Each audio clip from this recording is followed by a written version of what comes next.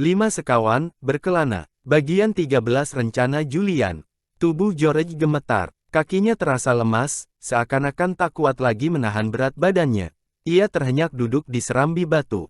Timmy dipeluknya erat-erat. Aduh, Timmy, daging itu sebenarnya untukmu. Syukurlah kau cukup cerdik, tak mau menyentuhnya. Nyaris saja kau diracun orang. Saudara-saudaranya berdiri dengan pandangan kosong. Semuanya nampak bingung. Kasihan Barker, betul matikah dia? Bagaimana kalau yang makan daging tadi Timmy? Mereka meninggalkannya sendirian. Mungkin saja dia tadi memakan daging beracun itu dan kemudian mati tanpa diketahui oleh mereka. Kau takkan pernah lagi kutinggal sendiri di sini, kata George. Kiranya siapa yang menaruh daging itu di sini? Kata Anne, suaranya ketakutan. Siapa lagi, kalau bukan Lou dan Tiger Dan? Kata George ketus. Satu hal sudah jelas, kata Julian. Mereka ingin kita pergi dari sini. Tapi apa sebabnya? Atau mungkin pula Timmy yang ingin mereka singkirkan, kata Dick. Tapi sekali lagi, kenapa? Apa istimewanya tempat ini, sehingga mereka ingin menyingkirkan kita dari sini? Kata Julian terheran-heran. Mereka berdua benar-benar bandit. Kasihan Shinobi, pasti tak enak hidupnya bersama mereka. Dan sekarang mereka bahkan meracuni anjingnya. Malam itu tak ada yang bernafsu makan. Mereka masih kaget, setelah mengalami kejadian yang begitu mengerikan. Padahal siangnya mereka masih tertawa-tawa senang. Mereka cepat sekali masuk ke tempat tidur. Ketika Julian mengatakan akan mengunci pintu kedua karavan, tak ada yang membantah. Aku bukannya beranggapan bahwa Lou dan Dan akan datang malam ini, katanya menenangkan saudara-saudaranya, tapi lebih baik kita berjaga-jaga, karena siapa tahu. Anak-anak tidak tahu apakah kedua laki-laki itu kemudian muncul atau tidak. Memang pada saat tengah malam Timmy tiba-tiba menggonggong keras sekali, sambil menggaruk-garuk pintu karavan George yang terkunci. Tapi ketika Julian membuka pintu dan menyorotkan senternya keluar, tidak kelihatan apa-apa di situ. Setelah itu Timmy tidak menggonggong lagi. Ia tidur dengan tenang walau telinganya yang satu tetap tegak. Julian berbaring sambil berpikir-pikir di tempat tidurnya. Mungkin saja Lou dan Dan datang menyelinap dalam kegelapan, karena mengira Timmy sudah keracunan setelah makan daging. Tapi ketika mendengar anjing itu menggonggong, mereka lantas mengetahui bahwa Timmy tidak apa-apa.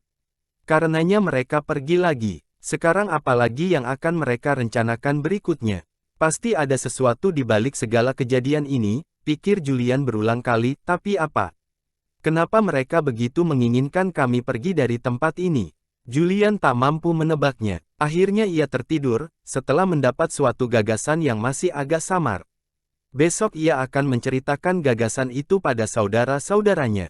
Barangkali saja, jika ia bisa menyebabkan Lou dan menyangka mereka pergi seharian, bersama Timmy, padahal sebetulnya ia tinggal sambil bersembunyi di tempat itu, barangkali saja ia akan berhasil mengetahui lebih banyak, apabila Lou dan ternyata datang kemudian. Julian terlelap, ketika sedang sibuk-sibuknya menyusun rencana.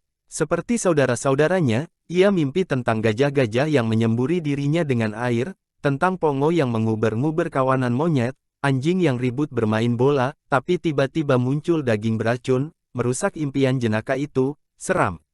En tiba-tiba terbangun. Ia bermimpi, ada orang memasukkan racun ke dalam telur rebus yang hendak mereka makan. Ia berbaring dengan tubuh gemetar, lalu memanggil-manggil George. George, aku tadi mimpi buruk. George bangun, sedang Timmy menggeliat. George menyalakan senternya. Aku tadi juga mimpi seram, katanya. Aku bermimpi, kedua laki-laki itu mengejar. Timmy, kita biarkan saja senter ini menyala sebentar, sementara kita bercakap-cakap.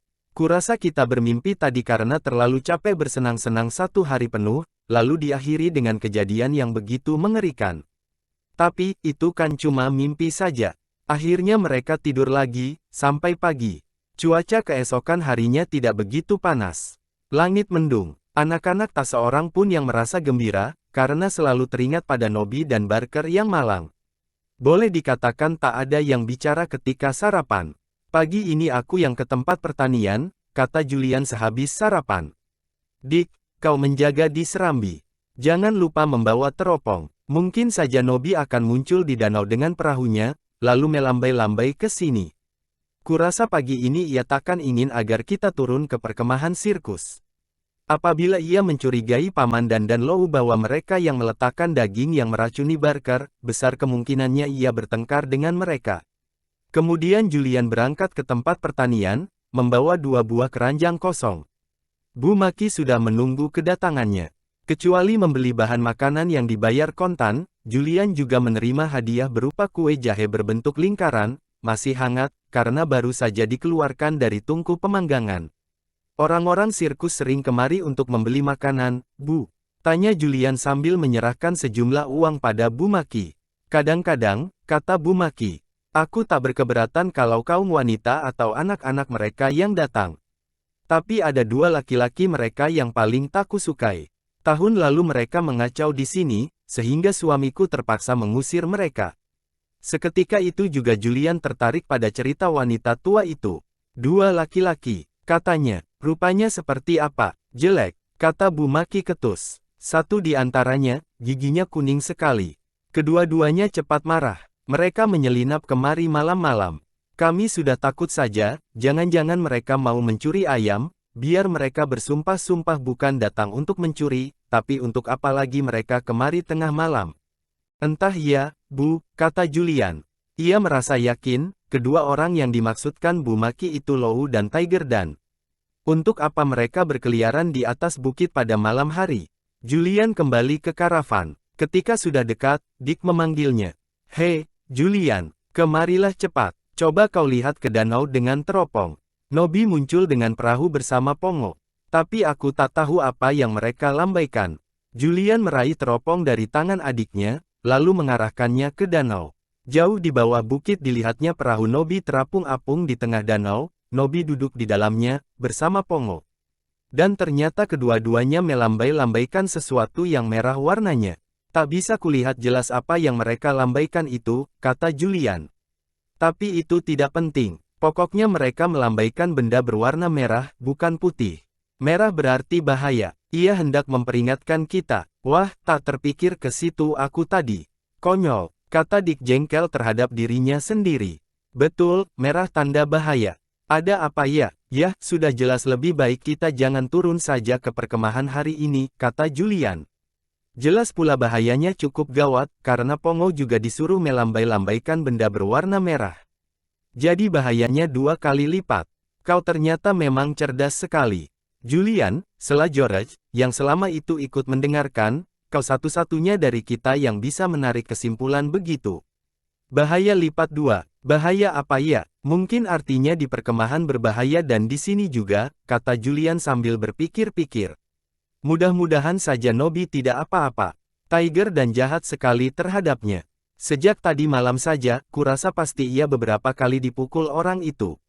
Dick marah membayangkan temannya dipukul. Ia mengomel, jangan bilang pada Anne, kita menghadapi bahaya 2 kali lipat, kata Julian, ketika melihat Anne datang kembali sehabis mencuci di mata air. Nanti ia ketakutan. Ia kepingin sekali selama liburan ini kita tidak terlibat dalam petualangan. Tapi sekarang nampaknya tahu-tahu kita sudah berada di tengah-tengah pengalaman tegang. Ah, kurasa sebaiknya kita pergi saja dari bukit-bukit ini, dan berkemah di tempat lain. Tapi ia tidak sungguh-sungguh bermaksud begitu, karena ia kepingin sekali mengetahui rahasia aneh yang tersembunyi di balik tingkah laku Lou dan Tiger Dan. Sedang Dick dan George juga takkan mau, jika kata-katanya tadi memang bersungguh-sungguh. Kita tidak bisa pergi dari sini. Jangan jadi pengecut, Ju. Aku tak mau pergi. Timmy juga tidak mau. Diam, kata Julian. Anne sudah datang. Ketiga-tiganya terdiam. Julian masih memperhatikan Nobby sebentar dengan teropong, kemudian anak sirkus itu berdayung menuju pantai dan lenyap dari pandangan. Ketika mereka sudah duduk bersama-sama di serambi, Julian lantas mengajukan rencana yang dipikirkan olehnya kemarin malam. Aku ingin mengetahui keistimewaan tempat ini, sehingga menarik bagi Lou dan Dan, katanya. Di dekat-dekat sini pasti ada sesuatu, yang menyebabkan kedua laki-laki itu ingin agar kita pergi. Sekarang, bagaimana jika kita berempat serta Timmy turun ke bawah dan lewat dekat perkemahan, lalu berseru pada Nobby bahwa kita semua, jadi kita berempat bersama Timmy, hari ini akan ke kota. Kalian bertiga benar-benar pergi, tapi aku menyelinap naik lagi kemari. Siapa tahu Lou dan Dan nanti datang. Aku akan bersembunyi supaya tak ketahuan. Dengan begitu aku akan bisa melihat apa sebenarnya yang mereka inginkan. Jadi maksudmu, kita berempat pura-pura pergi ke kota. Tapi sebenarnya hanya kami bertiga saja yang benar-benar berangkat, sementara kau menyelinap lagi kemari dan bersembunyi, kata Dick. Aku mengerti. Baik sekali gagasanmu itu. Kau bersembunyi di salah satu tempat, menunggu kedua laki-laki itu datang, sambung George. Tapi jangan sampai ketahuan, mereka, Julian, karena nanti kau tak ditemani Timmy. Kalau mereka mau, bisa habis kau dicincang mereka. Aku juga tahu, kata Julian geram. Tapi aku akan bersembunyi sebaik mungkin. Kenapa tidak sekarang saja kita memeriksa sekeliling tempat ini? Usul Dick, mungkin saja kita akan menemukan lubang gua, atau apapun juga yang ingin didatangi kedua laki-laki itu. Kalau mereka bisa menemukannya, kita juga sanggup. Kita tidak tahu, apakah yang mereka cari itu memang lubang gua, kata Julian. Kita sama sekali tidak tahu apa sebetulnya yang menarik mereka untuk naik kemari. Kata Bumaki tadi, tahun lalu mereka juga kemari, lalu suaminya terpaksa mengusir mereka. Saat itu Dan Lou dikira hendak mencuri ayam. Tapi kurasa memang tidak. Ada sesuatu di bukit sini yang menyebabkan keduanya menginginkan kita pergi. Kita cari saja yuk, ajak George. Timbul lagi keinginanku terlibat dalam petualangan. Aduh, keluh Anne. Tapi diam-diam, ia juga merasa tertarik. Mereka semua berdiri, diikuti oleh Timmy. Anjing itu mengibas-ngibaskan ekor, senang karena pagi itu tidak ditinggal untuk menjaga sendirian di atas. Kita berpencar-pencar, kata Julian. Ke atas, ke bawah dan ke samping kiri dan kanan. Aku ke atas. Keempat remaja itu mulai memeriksa secara terpisah-pisah. George tentu saja bersama Timmy. Mereka sibuk memeriksa sisi bukit, kalau-kalau saja di situ ada lubang gua. Atau mungkin bahkan sejenis tempat persembunyian. Timmy menyusupkan kepala ke setiap lubang kelinci yang nampak. Anjing itu rasanya seperti sibuk sekali. Setelah kira-kira setengah jam, terdengar Julian berteriak. Saudara-saudaranya berlarian ke karavan, karena merasa yakin Julian menemukan sesuatu, tapi ternyata tidak. Ia cuma sudah bosan saja mencari-cari tanpa hasil. Ia hanya menggelengkan kepala ketika saudara-saudaranya bergegas datang sambil berseru-seru menanyakan apa yang ditemukannya. Tak ada apa-apa, katanya. Aku cuma bosan saja mencari terus. Di sekitar sini sama sekali tak ada lubang gua. Ada yang menemukan sesuatu. Tidak, kata saudara-saudaranya dengan kecewa. Sekarang apa yang kita lakukan selanjutnya? Kita laksanakan rencana tadi, kata Julian dengan segera. Biar mereka saja yang menunjukkan sendiri, apa sebetulnya yang mereka cari di sini. Sekarang kita turun ke bawah, lalu berseru pada Nobby untuk mengatakan bahwa kita akan pergi sehari penuh. Mudah-mudahan saja terdengar oleh Lou dan Tiger Dan.